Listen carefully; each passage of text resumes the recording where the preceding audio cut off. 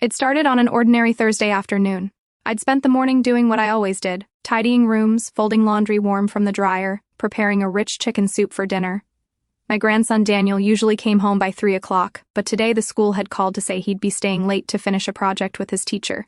I thought nothing of it. He was a creative boy, always lost in his latest interest, building things, sketching detailed drawings, or running little experiments in the garden.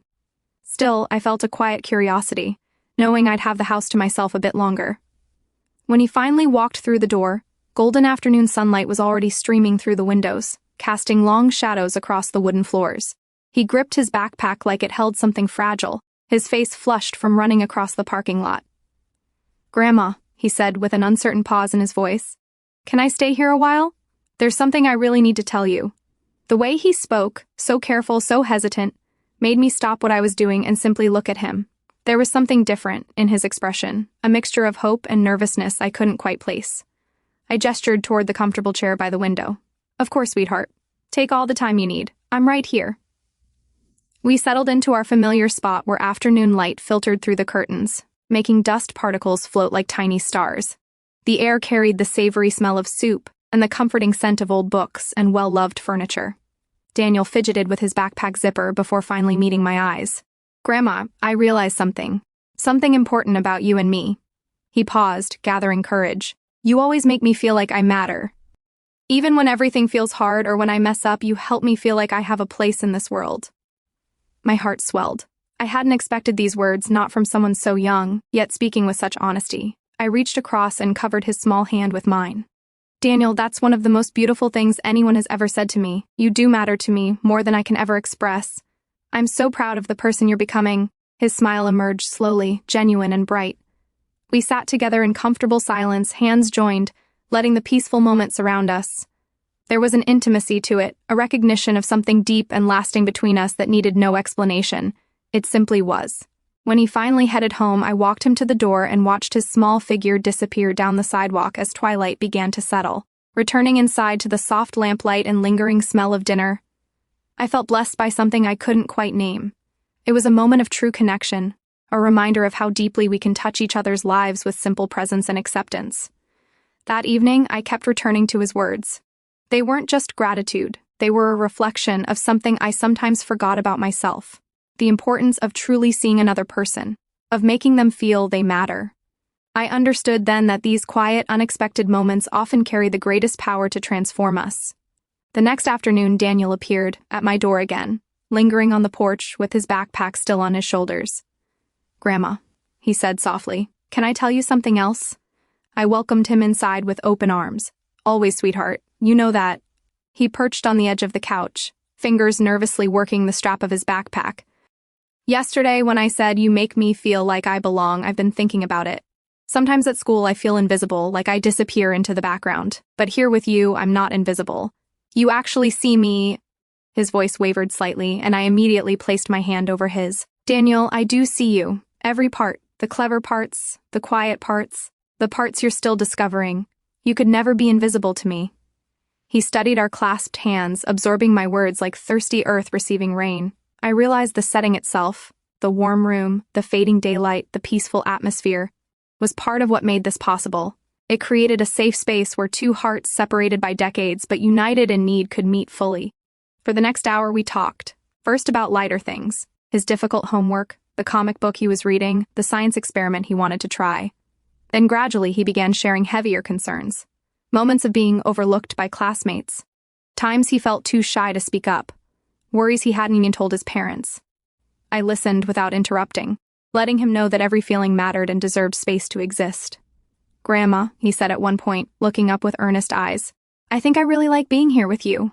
Warmth flooded through me. "I cherish having you here more than you'll ever know. You brighten everything." His smile grew, shy but authentic, the kind that comes from feeling truly accepted. In that instant, I understood something essential. These were the connections that shape us, finding the depth of love and trust in its simplest, purest form. No grand gestures needed, just the quiet affirmation that we mattered to each other. After he left, dusk painting the sky in shades of purple and pink, I stood at the window reflecting. This wasn't just about him learning to share, it was about me learning too. Learning how deeply a heart can open, and how profoundly a simple, honest exchange can heal and bind us together. Days later, Daniel arrived with that same thoughtful hesitation. Afternoon light created golden patterns across the floor as he stepped inside. "Grandma, can I stay longer? There's something important I need to say." After we settled in with cool lemonade, he took a steadying breath. "Sometimes I feel like I don't fit anywhere. I try so hard at school, with other kids, but it's like I'm always on the outside looking in. Except here. Here with you, I feel like I'm exactly where I should be." My throat tightened. "Oh, Daniel, you do belong. Not just here, but everywhere. You're not on the outside, you simply haven't discovered all your right places yet. But you will, I promise." He looked at our intertwined hands. "You make me feel brave, Grandma, like I can be honest about everything, even the scary stuff." There it was. The vulnerability that comes from opening your heart completely to someone you trust. I understood then that what he needed most wasn't advice. He simply needed to be fully seen and accepted. "Daniel, feeling scared is okay. Having doubts is normal. But your heart is strong. Bravery isn't about never being afraid, it's about showing up anyway." He exhaled, releasing tension, and smiled genuinely for the first time that afternoon. "Thank you, Grandma, I really needed that." We sat together as the room glowed in late afternoon light, and I realized these conversations were shaping both of us. When he finally left, I hugged him tightly. "Remember, you're never alone." Not ever. Another afternoon found us at the kitchen table, the house wrapped in unusual quiet. Daniel arrived with a new seriousness in his expression. "Grandma, can we really talk?" "Always," I assured him. "I've been thinking about what you said about bravery and being seen. I realized I don't have to pretend to be someone else just to fit in. I can just be myself." Pride washed over me. That's a beautiful discovery. Being yourself is the bravest thing anyone can do. And you are always enough, Daniel, always. He met my gaze with raw vulnerability. "Thank you for listening. For letting me just be. I've never felt this before. Not anywhere." The room filled with something powerful: connection, trust, understanding. I took his hand gently. "That's what love is for, sweetheart, to see each other. To hold space even when the world feels overwhelming." "I want to be someone who sees people the way you see me," he said softly. Tears pricked my eyes. "You already are becoming that person." We sat in comfortable silence, hands clasped, as the sun painted the sky in coral and gold. When he left, his hug lingered. "I'll see you tomorrow, Grandma. And I'll try to be brave." Watching him walk away, I understood that we'd both grown. He was discovering courage and belonging. I was rediscovering the quiet power of patience, love, and presence. That night, sitting by the window in gentle darkness, I reflected on our journey together. The moments that truly matter aren't loud or dramatic. They're the quiet, unexpected instances where souls connect, where love is spoken softly, where we realize that understanding and respect make life extraordinary. As I sipped my tea, warmth spreading through me, I smiled. No matter where life takes Daniel, he'll carry this love with him. Just as I'll forever treasure the gift of his trust and honesty. These ordinary afternoons had become extraordinary proof that the smallest voices often carry the loudest truths, and that simple moments of connection can change everything. 6 months passed. Daniel continued visiting regularly, and with each conversation, I watched him grow more confident, more willing to be himself. He started speaking up more at school. He made a few close friends who appreciated him for exactly who he was. He even joined the art club, something he'd been too shy to do before. One sunny afternoon in early spring, he arrived with a wrapped package under his arm and a brightness in his eyes I hadn't seen before. "Grandma, I made something for you," he said, handing me the gift. I carefully unwrapped it to find a beautiful drawing. A portrait of the two of us sitting by the window, hands clasped, sunlight streaming through the curtains. At the bottom, in his careful handwriting, were the words, "To Grandma, who taught me I was enough." Love, Daniel.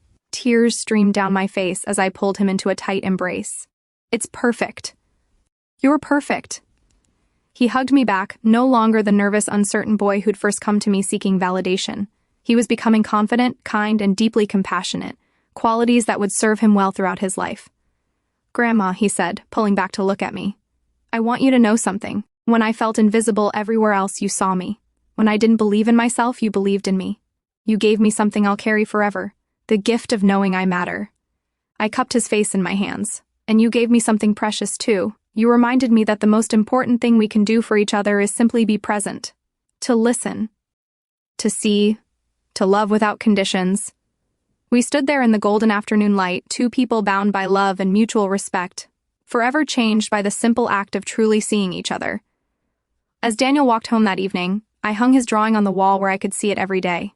It would serve as a reminder of what we'd built together, not through grand gestures or elaborate plans, but through quiet afternoons, honest conversations, and the patient, steady act of making each other feel valued. That night, as I prepared for bed, I whispered a prayer of gratitude for Daniel, for the gift of connection, for the reminder that we all need someone who sees us, really sees us, and loves us anyway. And I hoped that wherever life took him, Daniel would remember these afternoons, that he'd carry forward the lesson we'd learned together, that the greatest gift we can give another person is the simple, profound act of making them feel seen, heard, and loved. Because in the end, that's what changes lives.